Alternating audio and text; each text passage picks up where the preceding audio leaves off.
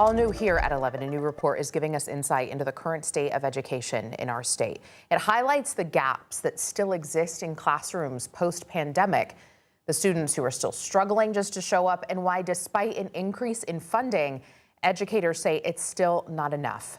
Fox 61's Annette Montgomery dug into that report and talked to educators across the state who say the findings raise some serious concerns. The first concern starts with this number, 4,250. That's how many fewer students were enrolled in Connecticut public schools this year compared to last. It raises a big question: where did they go?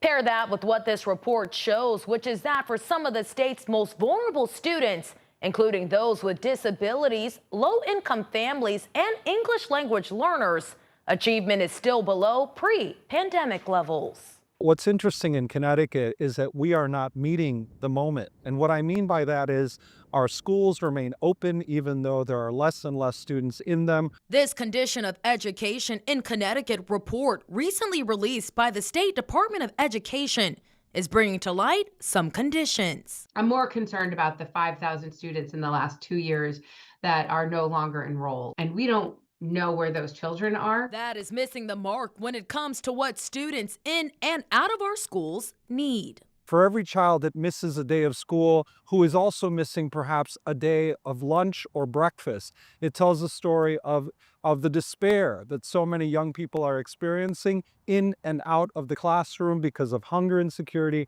or housing insecurity. The context of this report matters, and the report does not talk about that context.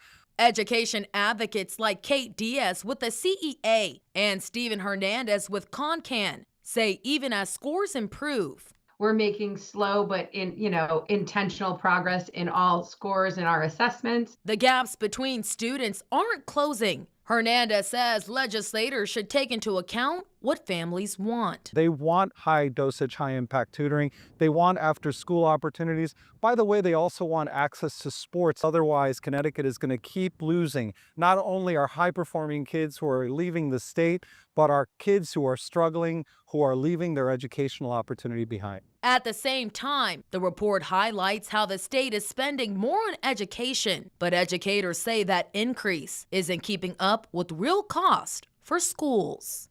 And if the state contribution doesn't increase and keep pace with inflation, then the municipality is the obligation that has to make up the difference. And they only have a couple of choices.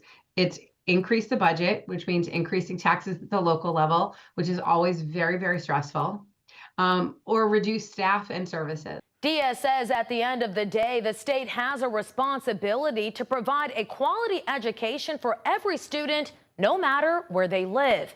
And she says reports like this are a critical step in figuring out how everyone needs to work together to make that happen. In studio, Annette Montgomery, Fox 61.